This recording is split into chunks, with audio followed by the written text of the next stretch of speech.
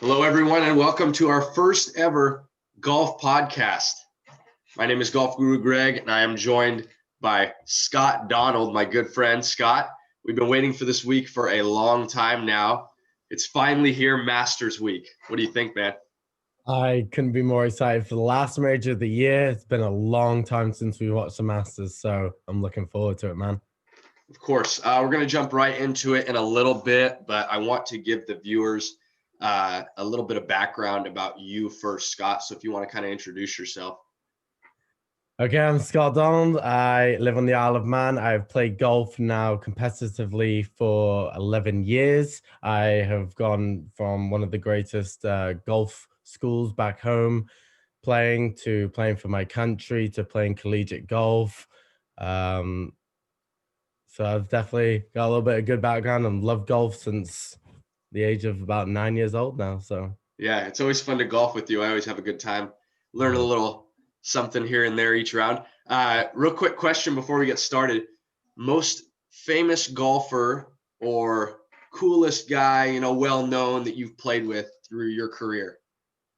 I've definitely had a couple, but the top two, one of the most famous guys I've played with was back in 2012 now. Played an event called the Champions, got a few practice rounds with Matthew Fitzpatrick down there, practiced with him.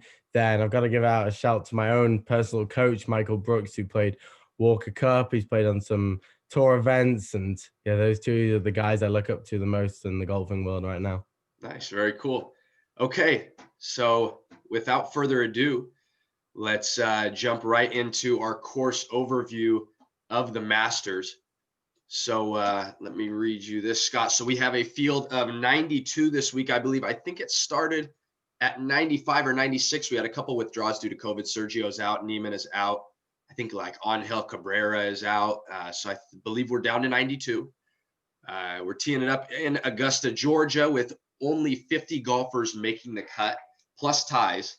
Usually we have 65 plus ties. This week we only have 50.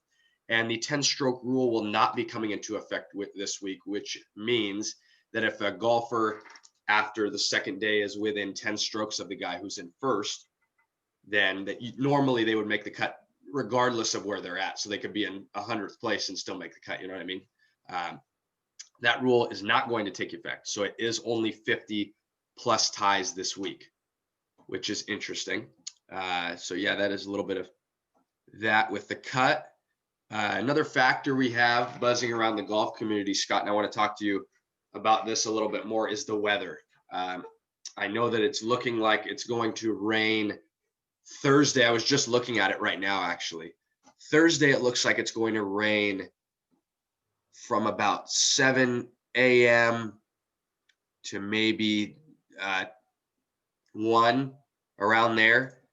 I don't know how heavy of a rain it's going to be, but it looks like it's going to come down a little bit. What do you think? Now, let me ask you this. If it starts raining, if it's wet conditions at the course, do any individual players or types of players have a more distinct advantage over other players? Like do guys who drive the ball farther have an advantage? Do guys who carry the ball farther? You know what I'm saying? Yeah, I definitely think the longer hitters will have a huge advantage this week, just because if it is wet, it's not going to be running. For the longer par fives, for example, the 13th and the 15th, if the big boys can get it around the corners and going in with the shorter irons, especially to receptive greens. I mean, Augusta is known for its fast, slopey greens.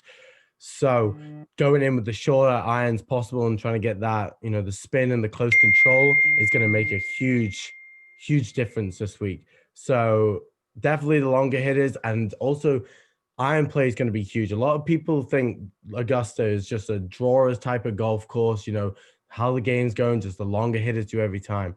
Iron play is the most important. You miss these greens at Augusta Nationals, you can rack up some serious big numbers around this course. So the guys who are accurate with their irons, long drivers, of course, putting is going to take a huge precedence in this. But I really think with this weather, the longer hitters who can fly the ball are going to be the major benefactors from this weather.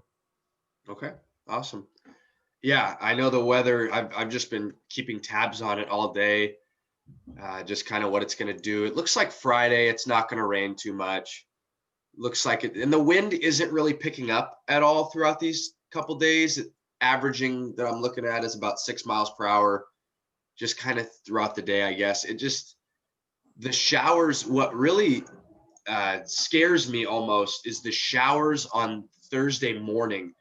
I don't know if these guys are going to be playing in like a light drizzle or what's going to happen, but the Thursday morning golfers are kind of, and I it's funny because a lot of my plays and my lock are a lot of the morning time guys, the first wave.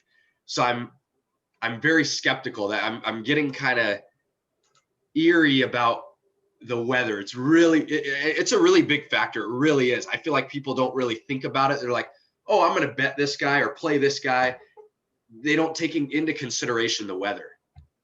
Exactly. It does really do make a difference. If it's raining in the morning, it's always difficult to play golf, and no matter how good you are. And if it's in the afternoon, it clears up. I mean, the luck of the draw, man. They talk about it in every major, and it really could make a difference this week. Yeah. Okay, let's get into our next topic. This is just something I wanted to bring up, a little social media buzz just for fun. So let's talk about this real quick.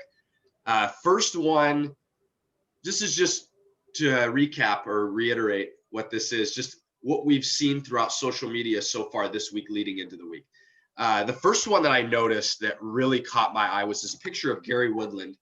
It was him and Ricky Fowler and JT and Spieth, and he just looks abnormally skinny. I know I sent you that picture. I'm sure most of the people watching have seen the picture of Gary.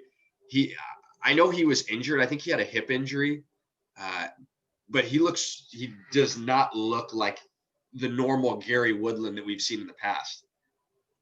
I know looks like he's dropped about 40, 50 pounds. I mean, Yeah.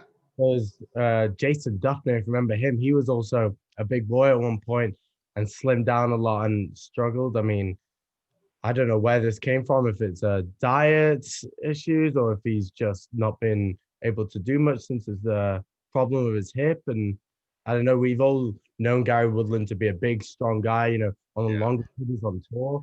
I mean, hopefully he hasn't lost any of that, big advantage he gains, but guess we'll see this week. Yeah, especially with Gary. I know he's not the best putter. And yeah, like you said, he usually takes advantage of his longer hitting. So we'll see. I just kind of shocked me, especially with body changes, you take some getting used to. And I feel like maybe he might not be used to it yet, but we'll talk about that later on. The next thing I saw was Kevin Na posted on Instagram, quoted, Monday practice round, struggling with low back pain, but excited to be playing my 9th Masters. That bothers me. I know Kevin Na is not one of the guys that you'd think is in contention, but someone you could place a top 10, top 20 bet on, maybe put in a fantasy lineup, so what lower back pain, especially maybe in this not colder weather, but a skew weather that we're going to see. What does that entail? What are you thinking for Kevin Na?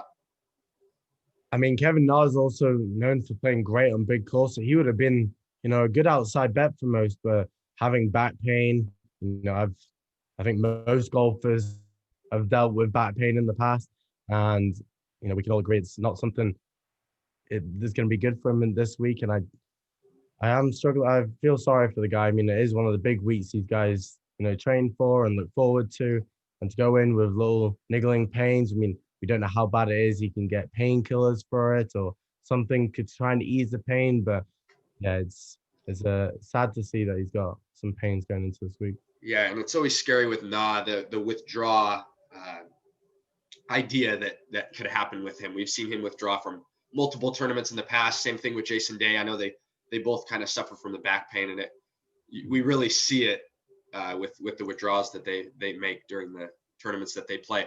Okay, next, I saw Bryson come out and say, quote unquote, I am hitting it further than the US Open, and I might use a driver this week that will help me hit it even further. I know that during the US Open, he really from what everyone was saying, he wasn't going to be able to hit the ball long and score well, and he proved everyone wrong, obviously. This week, he's saying he's going to hit it even further. I know during the U.S. Open, he hit the ball very far, very far. So do you have any take on Bryson's driving game this week? What do you think? And how is he going to hit it even further with a different driver? I mean, the guys burst on the scene after the COVID break they had. You know, he gained 25 pounds of muscle, he was saying. And as you saw at the US Open, which is typically a course where you hit it down the middle, you keep it out of the rough, and he overpowered that golf course. I mean, he was hitting it 40 yards past people like McIlroy, who's right up there in the world in driving distance. So and with Augusta's fairways as large as they are, and he can really let loose on them, it could be a huge advantage. And with the longer driver, the saying 48 inches, which is the max you can have on a driver, to put that in, I mean, it might be a risky play, but it could also reap huge benefits on it. I mean, he could be going into some of these par fives with wedges. I mean, we've seen in the past these guys with a little bit of either run and, you know, stepping on it can get close. And this guy is going to be taking over corners. There was talk of him joking around at the beginning of the week saying he could drive the first green, which unheard of at 445 yards. I mean, if he puts it in and he hits it straight and it pays off, I mean, we could see some low numbers from that guy. But at the same time, he might revert to his older driver because he's still hitting the ball, 20 yards past everyone else. So does he really need that distance this week? I think he should go for the accuracy and just keep it. I mean, he's averaging 330 off the tee, so that's fine. Anyways. Yeah, it's going to be interesting to see what Bryson does. I feel like these first couple of practice rounds that he's playing throughout the week are really going to determine what driver, I guess, he uses, what angles he takes. That's really going to be a big factor. So that's kind of the information we don't really get to hear about too much. Maybe Wednesday, we'll get to hear something like that. But I wish we got to hear a little bit more from the guys, kind of how they're feeling, leading up to the week. I feel like we don't get to hear about that as much as the general public, I guess, doesn't really get to hear about it. I feel like most of us are kind of blind. We just kind of go off how people have been playing. We don't get to, we never get to really talk to the guys or hear from them. But anyways, let's move on to Rahm's skip shot over the water. I know you always attempt to do this when we go to play.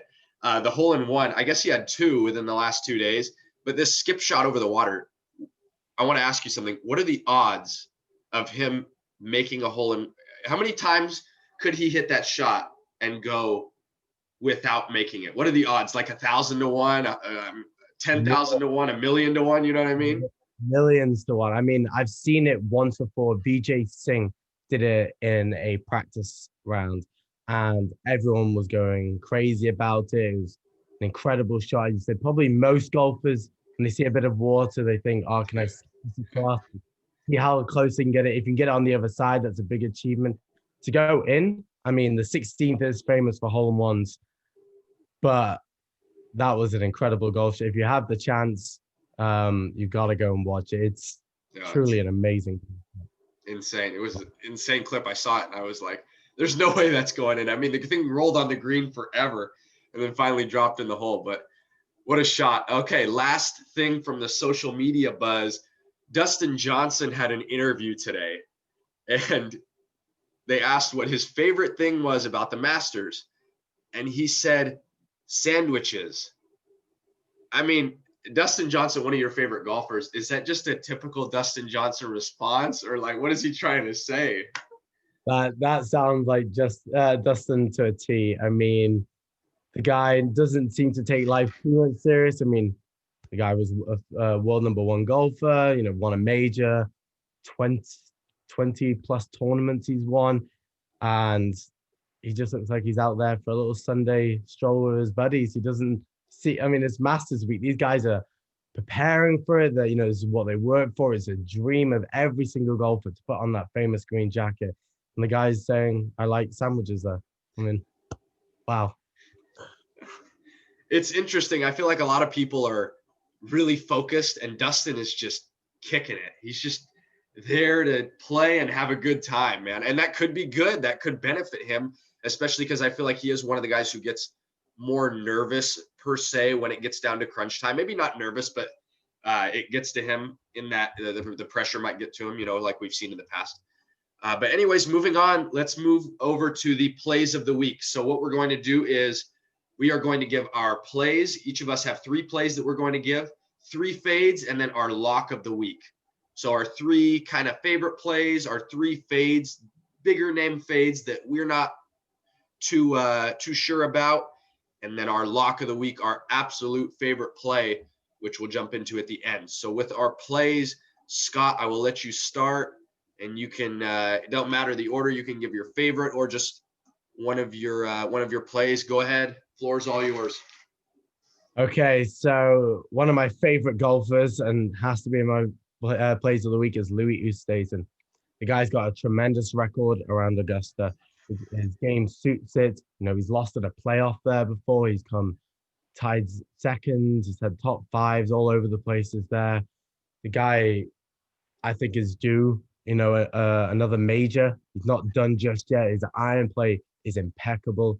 He drives the ball right down the middle. He's sneaky long. A lot of people don't think it, but he's very, very sneaky long. His putting, yes, it could be up and down.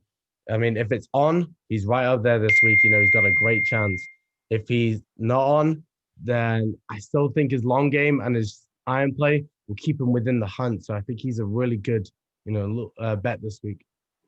Yeah, I liked what I saw out of Louis at the U.S. Open. He finished in 3rd. He's in pretty good form. He had that 3rd place at the U.S. Open, 19th at the Shriners, 48th at the CJ Cup was not his best. So his form is there. He comes in at 66-1, which is a pretty fair number, I'd say, for Louis. Yeah. I think that's about what I'd put him at. And then his tournament history is dating back to 2015, 19th, 15th in 2016, 40th, 41st in 2017, 12th in 2018, and 29th in 2019. So he knows how to make the cut here. He knows the course. He's played this multiple times. I can definitely get behind Louis here. I like the play. I think his numbers don't rate out the best amongst the field when I'm looking at it here. His ball striking looks like it's middle of the pack, tee to green, same thing. His putting is kind of a little bit better than average, but I do agree. I think Louis is a good play at 66-1. I think I more so like a top 10 on Louis, top 10 bet, or plugging him into a lineup, like a DFS lineup. He's 7,900 on DraftKings.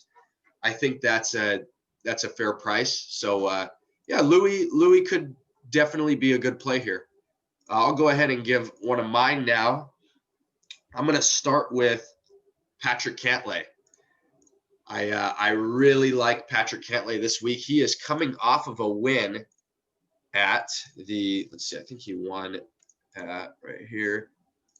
The Zozo, I was going to say the CJ, I totally forgot. The Zozo, he won the next week at the Zozo Championship, which was, I believe, in Vegas. He took down that on Sunday. He beat out Thomas and Rahm. What a performance we saw from him.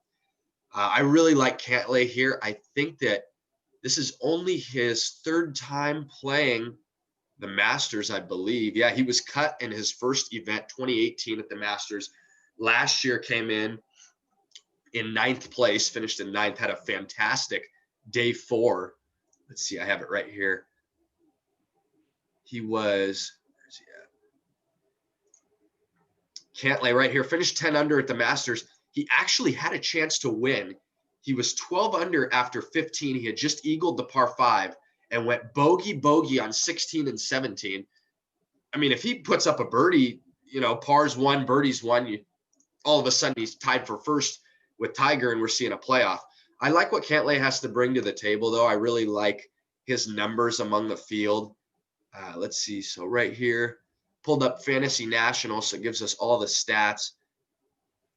We can look at Cantlay. Rates out pretty well. His putting obviously isn't the best. I never really expect Cantlay to drain a whole lot of putts, but the 4 par 5s really entices me with Cantlay. I know he he can hit the ball a mile, and he's good with his approach shots.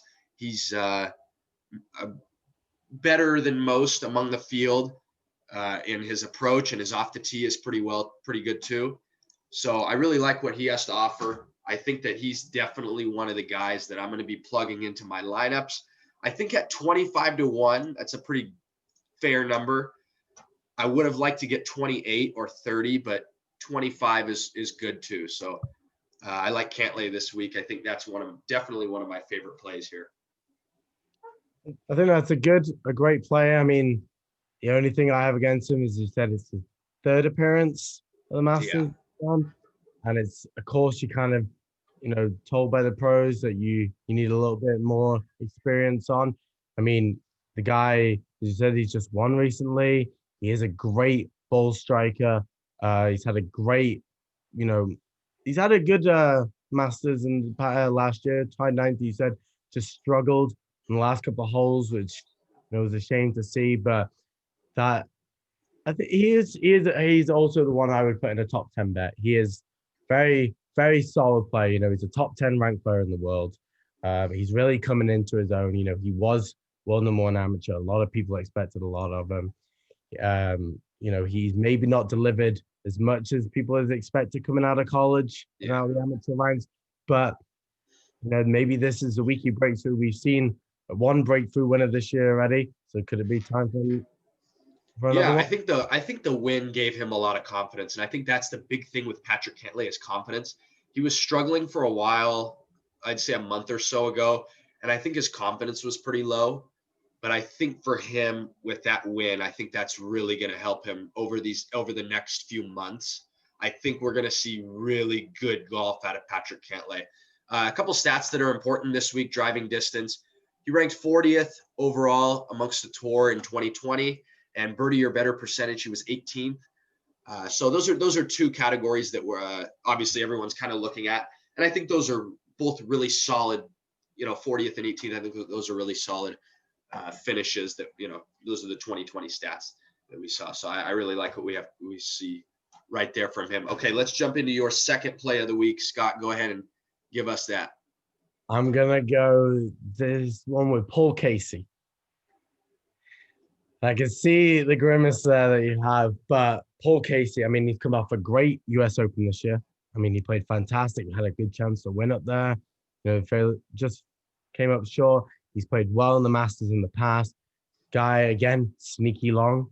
He's just like Louis in that sense. He can get it out there, 300 plus. Iron play, impeccable. Short game, that's a little iffy part, but you know what? It's a go home or go bust kind of thing for Casey. He's getting to the latter stages of his career. In my opinion, he's in that group we talk about as one of the best golfers not to win a major. I really do think very true. He's got to come out and finish one over the line. He's had numerous of chances in majors. He's been up there, fallen away in the last couple of holes of bogeys or not birdieing the holes of chances. And he's doing well this year. So I predict Paul Casey to have a big week this time. Yeah, Paul Casey. I always root for Paul Casey. He's one of my favorite golfers. And I remember at the PGA Championship a couple of months ago, man, I was pulling for him so hard to win. I believe that was when Morikawa won. Yeah. But man, I was rooting for him. I had Morikawa, but I had Casey too. I was just rooting for him. I like you said, he's one of the guys that hasn't won a major, and he's just such a great golfer. He comes into this. I got him at 80-1 right here on Bovada. My bookie, I believe he is the same. Let's see, 66-1 on my bookie. So you can get 80-1 on Bovada, which is pretty good for Paul Casey. Like you said, he hits the ball really well. Ball striking, he's 10th among the field. Tee to green, 26th. His approach, he's 12th. I mean, he has the long game, the driver, the irons to play really well here, but the putting, 64th among the field, and it always seems to let him down. That short game, it sucks because he's such a good player, but that short game, I want to see him put it together over the course of 4 days. I just don't know if he can, and he really hasn't yet over his career. He did at the PGA Championship. He did. He really did. I mean, he finished second. He just got beat. There's nothing. Actually, he didn't get beat. Morikawa went out and won it. That's really all it was to it, you know. One So, of the biggest shots we've seen in the major. yeah. I mean, he did give it a go and just came up short, which is so. I'm always pulling for Paul Casey. I just don't know how I feel about him this week. Let's see his course history. In 15, he finished tied for 6th. 16, he was tied for 4th. 17, he was 6th. 18, he was tied for 15th. And last year, he got cut. I don't know what happened to him last year. I remember I had him. I think I had bet on him, had him in a couple lineups. I was super excited for him, and he just plus 10 he finished. He shot at 81, came out and shot 81 on day 1. Had a double, 2 doubles, and 5 bogeys. And yeah, I shot 9 over. I remember seeing it and I was just blown away. But hopefully we don't see that. I'm excited. Hopefully he can come out and play well this year. Okay, so we'll move into my second play of the week. I'm going to go with a guy who no one's really been talking about. And obviously, for those of you watching that follow my Twitter, you guys know I love to pick guys that no one's talking about. This is someone around the same price range as Kokrak, as Lanto, you know, all those guys that everyone's talking about, that everyone's going to play. You know, I'm going to go with Corey Connors. I really like what Corey Connors has to offer this week. His ball striking is superb. Let's move into the stats with Corey Connors. Among the field, let's see, where is he at? There he is, right there. Corey Connors. Ball striking, he's 8th. Tee to green, he's 11th. His approach, 13th. The thing that kills Corey Connors is his putting. He's almost dead last. Now, I know putting is crucial. You know, we saw Connors last week at the Houston Open. He finished 24th. He had a pretty good week. He had a bad round 3, shot 73. He was 3 over, which really ruined his chances of winning. But he actually had a chance to win this come the weekend. Shot 2 under on the last day, but his putting, he lost 2 strokes putting on day 4. I mean, he gained strokes putting one day, which was day 2. He shot a 67. If this guy can somehow putt the ball, you know, make some putts, get some to drop, I really like him as a pivot off of Kokrak and, you know, those kind of guys that are cheaper. Because I know all the buzz is on Kokrak. Who else down low? Kisner, we hear a little bit about. Champ. I think that Connors is a comparable player to Kokrak in the sense that they both hit the ball a decent, you know, a long way. And I just think Kokrak's getting all the attention. I think shifting it off to Connors, who's somewhat of a similar player, is something that I'm interested in.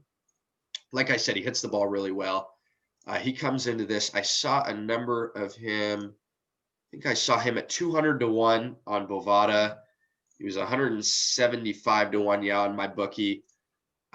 That's to outright win. I think maybe a top 10 bet, top 20 bet here is applicable for Connors. But yeah, I think he's a good play on fantasy golf. I think that, you know, he's a pivot off of some guys that are going to be more chalky. And I think that he can hold his own here. Last year, he was his second year. I know this is another newer guy to the course. He finished in 46th. However, he shot a 76 on day 4. So he was among the middle of the pack, probably was set out to finish, you know, 25th to 35th in between there, and had a bad day 4. But yeah, I think this is a guy I can get behind and plug into my lineups and place some bets on. I agree.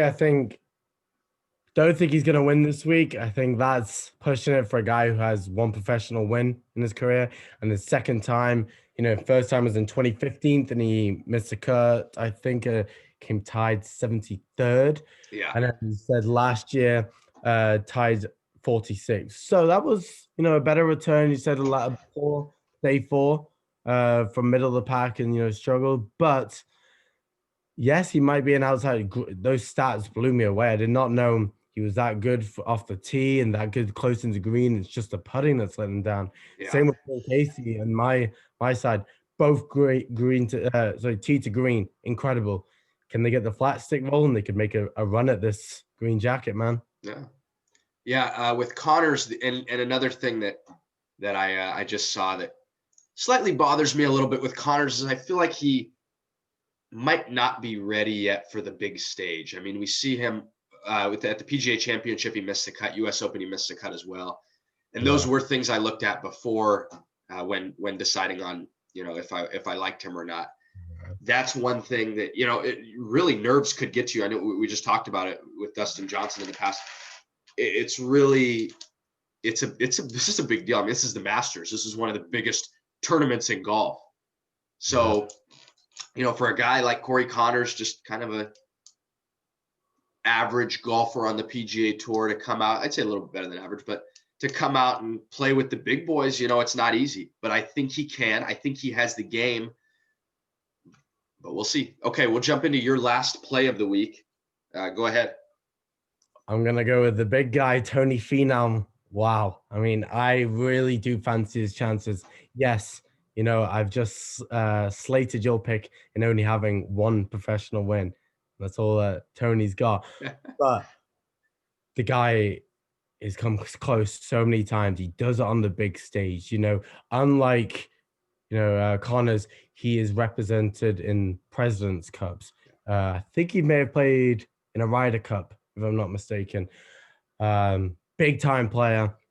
Great couple, either last year or a couple of years ago, he had a great Masters run. Both the last 2 years he did actually. He finished 10th in 2018 and 5th in 2019.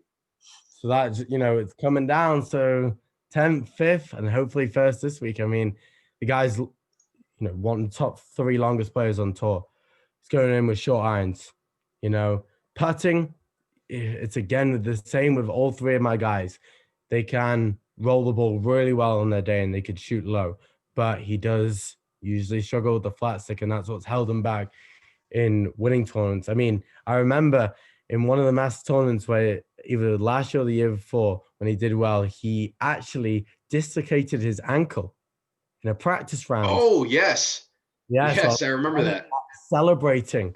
And on the it was on the par 3 challenge they do on the Wednesday.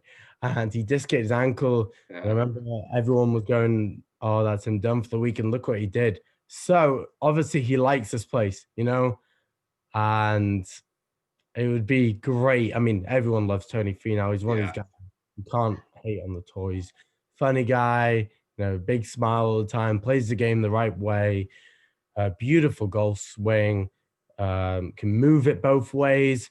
So I'm predicting a big week with Tony Finau. Maybe a top 10. It would be your best kind of bet for him just because you've seen his record last couple of years.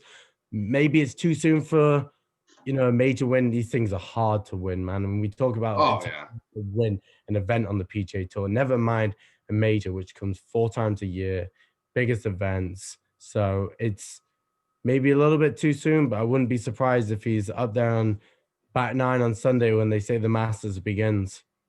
Yeah, Finau actually had a really good chance to win this last year.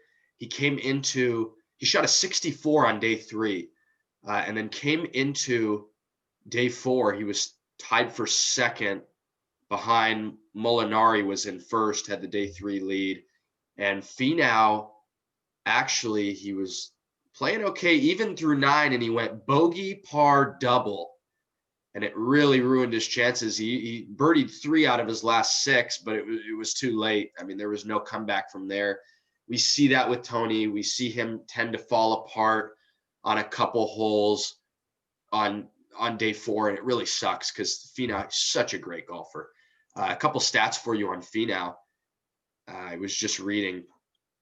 Where do you go? There he is, right there. 9th tee to green, 15th in ball striking. His short game actually 24th among the field. This is all among the field, by the way. 14th in approach, and even 30th in putting, which is not as bad as you would think. Finau is actually became a better putter, I feel like, over the last year or so. Changed his grip on it. He's gone to, I don't know, he does a very obscure kind of claw technique. You know, looks weird, but you know what? If he gets in the hole, doesn't matter what it looks like. Yeah, exactly. I'm predicting Finau to be pretty heavily owned this week on fantasy golf. He is 28-1, I believe. I see him at 28-1 on both Bovada and my bookie. So they've pretty much kind of came up with their number. But yeah, Finau, no complaints from me. I might not get too much exposure to him with DraftKings or FanDuel just because of the fact that I think he's going to be high owned. But this could be someone, you put 20, 25 bucks on and just say, hey, you know what? I'll take my chances, hope he wins, and go from there. Okay, let's get into my last play of the week. This is going to be the birthday boy himself, Jon Rahm, my favorite golfer as of right now. I know all you guys know I love Jon Rahm that are watching. Golf Guru Greg always plays Jon Rahm. He was my lock of the week at the BMW Championship when he made that 60-footer against DJ. Is that the BMW? I'm pretty sure. So. Let me check real quick. FedEx cut-off event. I mean, that was. Yeah, I'm pretty sure that was the BMW. I have to confirm that. It was. Yeah, he was my lock of the week that week. I remember everyone was like wrote him out after day 1 or 2. He was like 5 over, and then day 3 he goes 5 or 6 under, and then day 4 he just wins it, and I'm going crazy over here. I think you were watching with me when DJ made that putt on 18. I ran outside and I was like, you've got to be kidding me. Right after Dustin had done it just before him in regulation play. Yeah. Oh, what a crazy tournament. But yeah, anyways, Jon Rahm, what's there not to love? I mean, he's played this 3 times, 27th, 4th, and 9th. I think those numbers speak for itself. With 5th in ball striking, 3rd tee to green. His putting, not quite there. Around the green, 11th. His approach, 31st, not the greatest, but this guy knows how to play. I think his game is at an all-time high. He just finished second in he got it beat out by Cantlay at the Zozo, tied for second with JT. Shot a 63 on Saturday. What a round that was. But yeah, this guy, he just has the overall game. There's really not much else I have to say about him. We saw his skip shot over the water. I think that he is in absolute control of his game. I think he has no flaws as of right now. And I know for those of you that are the DraftKings and FanDuel people, I know that you can only play 1 or 2 of those guys. Actually, only one of those 10,000 plus guys. I think that Rahm is the guy. I don't think it's Rory, and I don't think it's JT. I know we've seen a lot of love for Bryson, but if you're not going to play Bryson, I think it has to be Rahm. And I think if you play Rahm, you can. If you really like DJ, you can still squeeze both of them in there. Because I was working some numbers earlier with those two, but I think Rahm is the guy that if you want to fade Bryson, I think you have to plug Rahm. I agree. I think he's a great bet this week. Last 3 years he's gone tied 9th in 2019, 4th in 2018, and tied 27th in 2017. That's 3 very, respectable finishes in the tournament. We've seen this year the guy's come of age. I mean, he got to world number 1 at one point. He won at Jack Nicklaus's place, Memorial. I think he's had 3, maybe 4 victories this year. He's had he's been very well. Yeah. So he is a great bet. I think, he was close to being a man, on the fence about him. Problem with him is his temperament. That's always one of his downfalls. Everyone's talked about is gets a little too hot-headed. And majors, you can't get hot-headed. If you have one mishap, which happens in a round, you're going to have a double bogey. You're going to have a poor shot and leave yourself in a bad position. How do you respond? The greats, Tiger Woods, these kind of guys, they put it back of their minds, get on the gas again and start making birdies. And John Rahm is capable of doing that. So let's hopefully he's, matured, got that in there, and he can make a serious runner. I mean, he is top 3 favorite this week. So yeah, that's exactly what I was going to say, was the maturity with Rahm, I think, has really improved. And I think that's the reason why he's one of my plays this week. I've really liked what I've seen with the whole maturity aspect from him. Okay, let's jump into our fades. This is going to be fun. I'm excited to go over the fades. Scott, let's go ahead and start with you. I'll let you go ahead and start with your first fade of the week at the Masters. Okay, so my big one is going to be Morikawa as a fade of the week, because it's the first time playing at the Masters this year, and yes, he has won. So, he won the the PGA this year at Harding Park, and is an incredible golfer. But you've got to know this golf course. There's a lot of hidden slopes. There's a famous quote from Jack Nicklaus was saying on the 17th, when he held his birdie putt when he was 46 years, the oldest Masters winner, stepping into it, and it broke a certain way, and everyone would be missing that day because he knew the little break that goes towards Race Creek, Augusta. Everything breaks towards Race Creek. So I think he needs a little bit of bedding in time at the Masters. I think he's going to do well. I think he'll make the cut. He'll have a respectable finish, but I don't think he's going to be a top 25 player this week. Since his major win, he hasn't really done too much. He's had a good result here and there, but he missed a lot of cuts after. And that's totally understandable after you win your first major. You've fulfilled a long life dream. Done what you've done as a kid. All those practice putts on the putting green, this for the US Open, this for the Masters. Every golfer's done. I just think this week is a little bit too soon for him.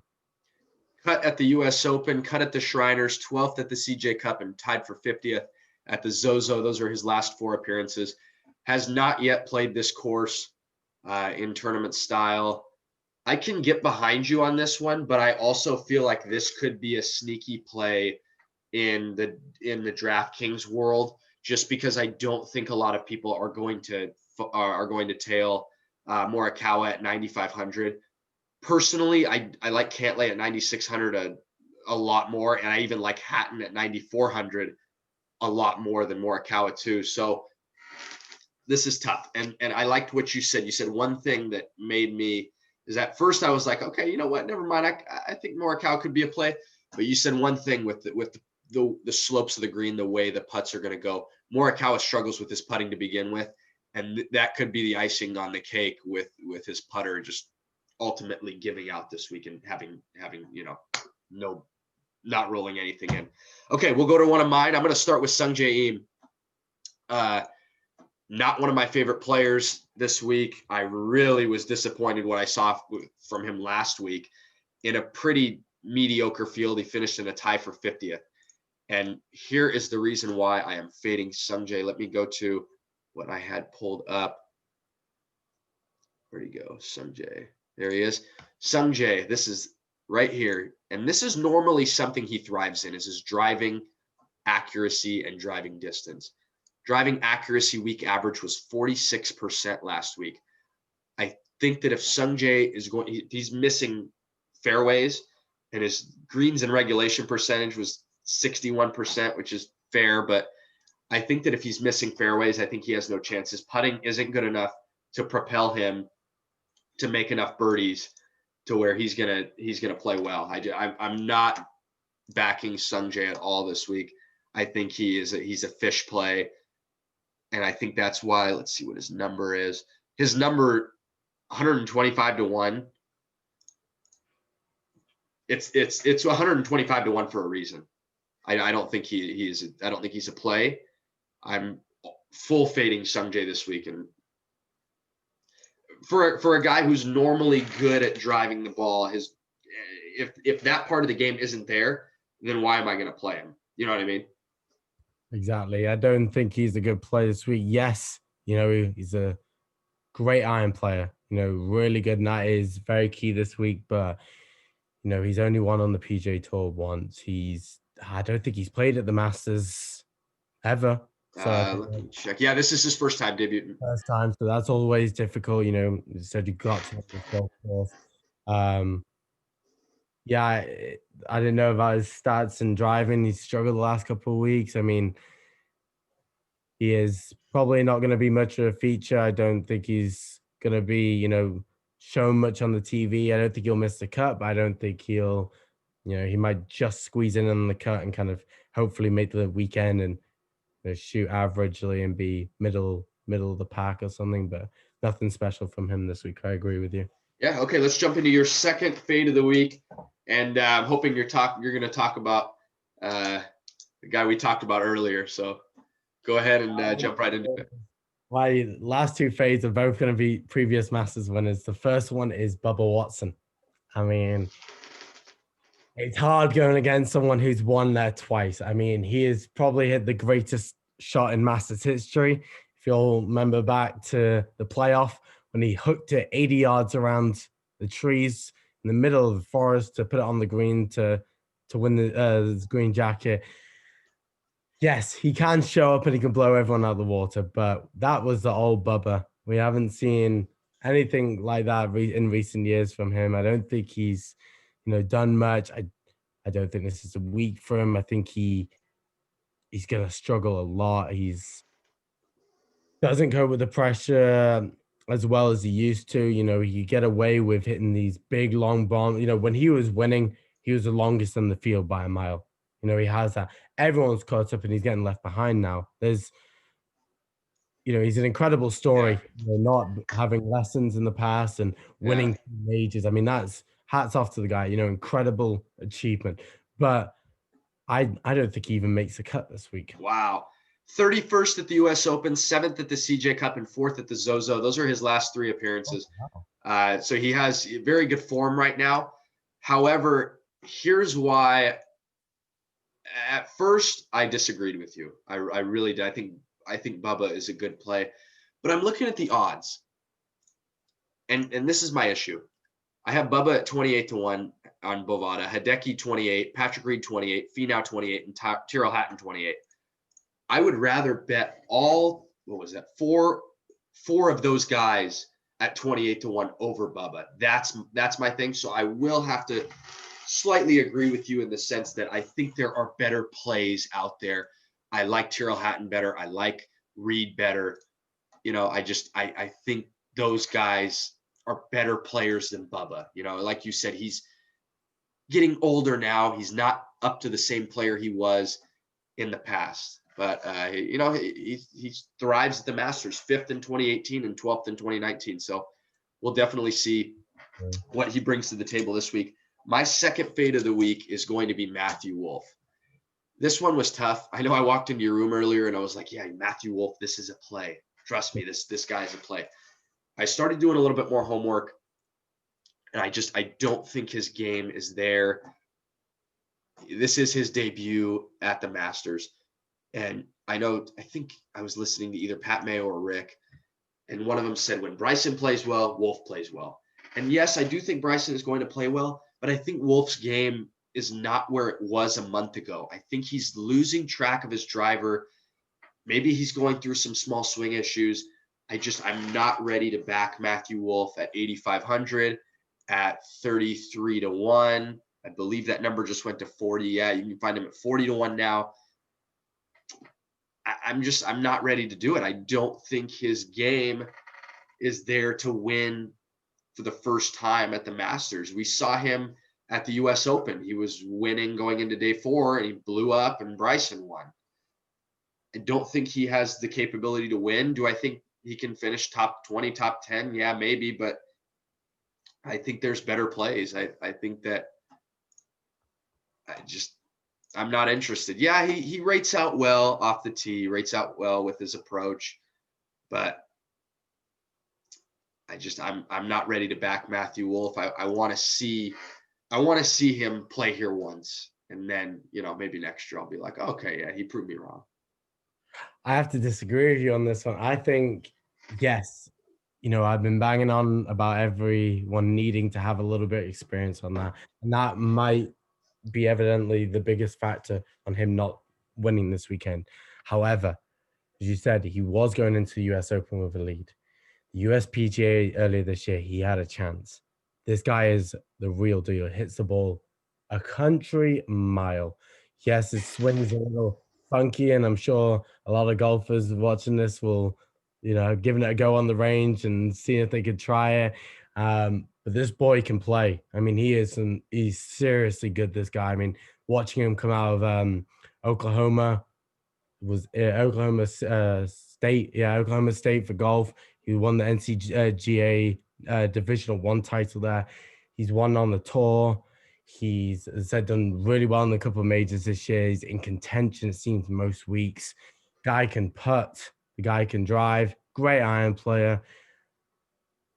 I would say he would be a top 20 bet. So I'm going to completely disagree on you this one. I think he's going to have a very good chance. I think he's going to be within a shout coming into the back nine on Sunday. I think he might fall off a little bit, but this guy's going to take advantage of these par fives. As I said earlier before, if it's going to be wet and it's not going to be running, guy flies at a mile. Great iron player, and get that flat stick rolling. He could be a real factor this weekend. So that's one we're going to disagree with right there. All right, let's move into your last one. Okay, this is another very controversial one because the guy have an unbelievable record here, but Jordan Spieth.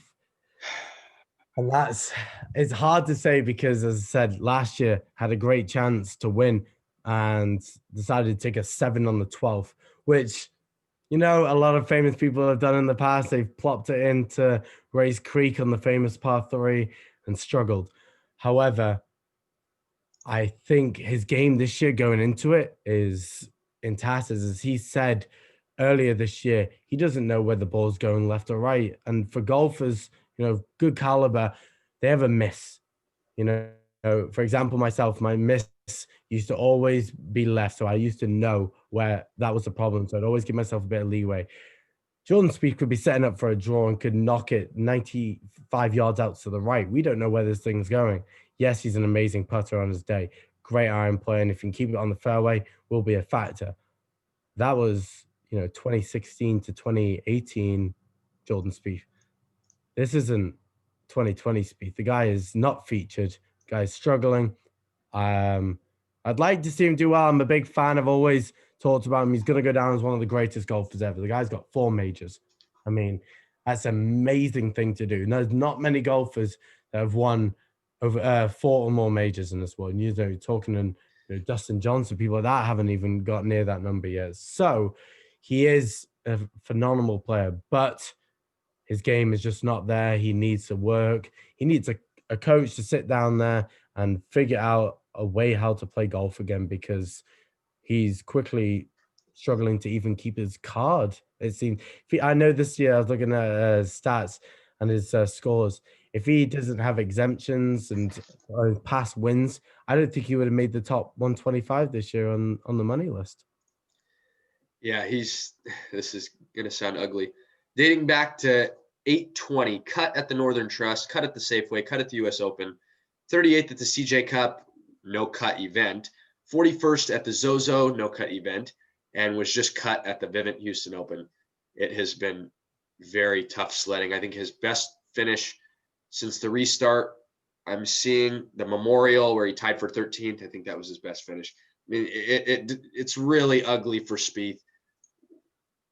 The bogeys and the birdies are just they're too frequent. Well, the bogeys are too frequent, but we're just seeing. I really don't like what we're seeing from Spieth. I can agree with you here. This is a really tough play. The only thing that could come into fruition is the course history for Spieth. All of a sudden, if something clicks in his head, he's like, "Oh, I used to play really well here," and then play well. You know what I mean? That could happen. First in 2015, second in 2016, 11th in 2017, third in 2018, and 21st in 2019. Obviously, those numbers are insane. First, second, third, 11th, and 21st. Doesn't really get much better than that. No one has that great of course history. I think has he won it once or twice? He's won it. I think he's won it. He's won it twice, if I'm not mistaken. I mean, He did also have that famous blow up on the 12th, as I said, putting it in the water. And I don't know if he's fought back from those demons on it. I mean, that was a real knock to him. He was leading, cruising the event, and then out of nowhere takes a 7. And since then, he looks shell shocked, a smaller version of himself. Yeah. Okay, my last fade. This is going to be one that I feel like a lot of people are going to like, and a lot of people are going to play. A lot of people are going to bet. Jason Day. This is tough because I really liked Jason Day last week at the Houston Open. I had bets on him. I was really excited. I actually thought he was going to win. He was the favorite going into day 4, and he blew up. He only shot 1 over, but he blew up. He was 4 over at one point, had a couple birdies. He was out of contention by then. This is a guy who I feel like relies on his putting. And I think that last week he relied on his putting. He gained strokes 3 out of the 4 days. And if he can't gain strokes here, I don't think his ball striking and his tee to green, his approach shots are going to guide him to victory at all this week. I think this is a guy that people are going to play. They're going to see his course history, and they're going to say, oh, he's finished top 10 here twice in the last 4 years, and he's finished top 25 here all 4 times in the last 4 years. They're going to love the price of 8,400. They're going to love the 40-1 number that you can get on Bovada, on MyBookie. Looks like it's pretty consistently at 40-1. I think this is a little bit of a sucker bet. I'm not really interested in Jason Day after last week. Maybe I'm just salty about what happened last week, but not a guy who I'm really going to be backing at all this week. Have to disagree with you. I mean, that record of Jason Day is incredible at the Masters. I mean, he's always within a shout, it seems. He always seems to be there. I remember reading one stat about him, which I was never the biggest Jason Day fan. Even when he won the USPGA at Whistling Straits, when Dustin Johnson had that infamous putting his club down in the sand moment and lost by a couple of shots because of it.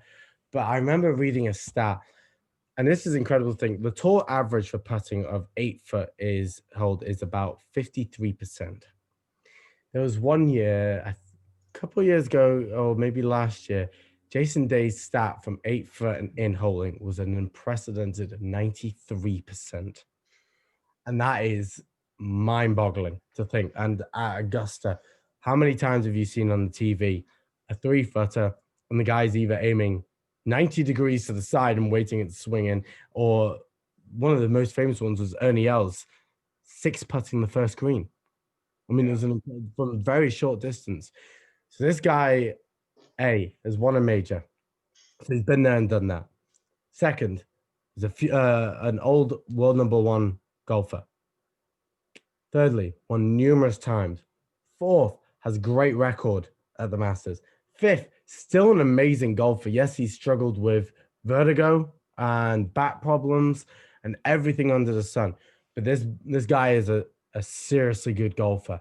And coming into the Masters with his length, his iron plays, sound, putting, as I said, within 8 foot. You just, from distance, he could put it, as I said, 8 foot pass, and there's a good chance he's going to hold it coming back. So this guy is a very kind of scary bet because he could easily go and be right out there and have a chance to win.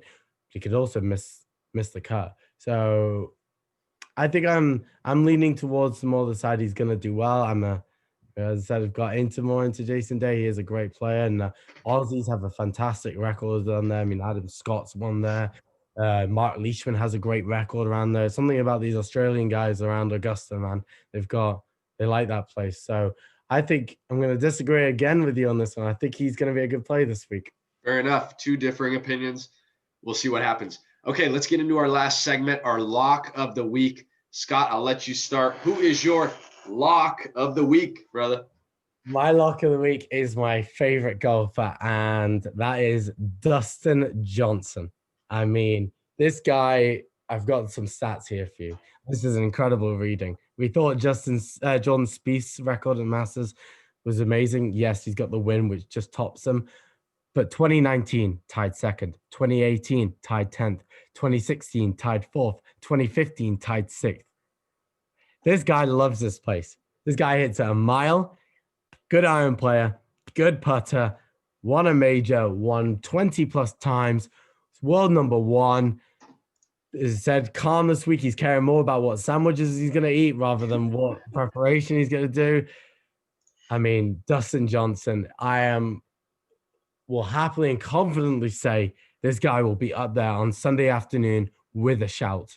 This guy is an incredible golfer. Been a Dustin Johnson fan since he won his first tour event in 08. Love this guy.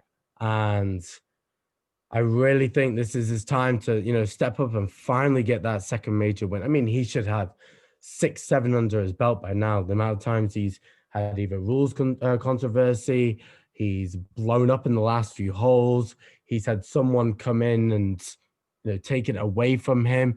I think in 2016 when he had a chance to, Spieth ran away with that. Last year was a really good chance. I mean, we all loved it because Tiger Woods won. I mean, fairy tale story, but I was rooting for Dustin Johnson then as well. I really think he's going to be a good, especially as he starts. Day ones, he's always struggled. Except from last year, he had a 68, which is a good start. He's had 73, 73, 72, 70. Not the best day one starts, but if he can get out there quick, he always finishes well. And these par fives, he's going to eat them up for breakfast. Second at the PGA, first at the Northern Trust, second at the BMW, first at the Tour Championship, sixth at the US Open, and second at the Houston Open. Those are Dustin Johnson's numbers from the last, 5 weeks or 5 tournaments he's played. I don't know what else you want. That gives you all you need right there. A couple other things with Dustin. You already mentioned the tournament history. I was going to mention his past performance at the Houston Open. He just finished second, had a chance to win, but Carlos Ortiz edged him out. His week average driving distance was 324. That is really good. His week average greens in regulation was almost 80%, which is awesome. And he actually gained strokes putting throughout the 4 days. And on the third day, it's funny, he shot a 66 and he lost strokes putting that day. So, I mean, if the guy can putt, I think this week, he can find a win, believe it or not. I really do like Dustin. There's just so many good things. I personally don't like not having him in. I never play him. Never. I never bet him, never play him, but he's so scary to go against. He's always, I'm always looking at the shot tracker. He's 5 feet away for birdie, 6 feet for birdie. It's like, does the guy miss? No, not really. It's scary. He's just that good. Yeah. That's a good lock. I'm excited to see what he's got to do. All right, we'll get into my lock and then we'll wrap it up. This was not easy for me. I decided this pretty late. I was going to have my lock be Jon Rahm, but after doing a little bit more research, the lock of the week is Hideki Matsuyama. This is his time to finally win a major. He is going to pull it out this week in Augusta. As long as the weather is good on that first Thursday, he tees off early in the morning. And as long as it's not too wet, if the weather somehow is a little bit dry, I think this guy's got the game to pull it out. Houston Open, driving distance off the tee, average 302 on the week, which is not as long as I want him, but his accuracy was pretty good, 70% throughout the week on average, 70% with greens in regulation. His putting is always his Achilles heel. He's not going to gain too many strokes putting, but the par 5 scoring, I think this week is what he's going to take advantage of. His birdie or better percentage, he's 26th in the field in 2020, which is pretty good. I like that number. His driving distance, he's 34th in the field. I like that number as well. We move over to, let's see, his tee to green numbers. And we see Hideki. There he is right there. He's 5th tee to green, 16th in ball striking. His approach is 9th. around the green, he's third. And all of a sudden, you're like, oh, he should be the best player on tour. His putting is 74th over, this is among the field. Obviously, that's the weak part of his game is his putter. He's been putting the ball a little bit better these last few weeks. He's been playing well. I'll give you some recent game logs: 21st at the CJ, 28th at the Zozo, 2nd at the Houston Open. Before that, he got cut at the Shriners, but he was 17th at the US Open, 15th at the Tour, and 3rd at the BMW. I think it's time for Hideki to finally pull through. I think it was the Players Championship. He was in first, and then it got postponed due to COVID. I know that was a while ago. That was in March. And I had him, I think he was my lock per se that week as well. I was really excited for him, and then they scrapped the tournament. I was like, no. I think this is his week again. I think he can finally pull it off. His game is at the right place. I like the course history is there. 5th in 2015, 7th in 2016, 11th in 2017, 19th in 2018, 32nd last year. Not his best, but he knows this course. He's playing well. This is it for Hideki. He's got to win a major soon, and I think this is when he does it. I agree. I mean, I love Hideki Matsuyama, man. He is an extremely good golfer. His swing when he first came out with little pause at the top and then just powers through it. Loved it. Great demeanor on the golf course. Great record here, as you said. Iron play, impeccable. Driving long. Has a couple, wayward ones in there where you just put it off the planet randomly. But, if he can keep that, somewhat in the fairways, he has a really good chance. Putting, as you said, getting a little bit better, which is great to hear. My only problem is it's a little personal one with him. I have bet Matsuyama a lot of times in majors, and he has never pulled through. He's had some great chances, but he's always failed me on the last hurdle. And I would love, I wouldn't, one of the people in the world who would love to see him finally break through. It would be great for Asian golf to see, Matsuyama win. I mean, what an incredible, he's their golden boy. He gets, it was funny, there was a practice round once with him and Tiger Woods, arguably the greatest golfer to ever walk the earth.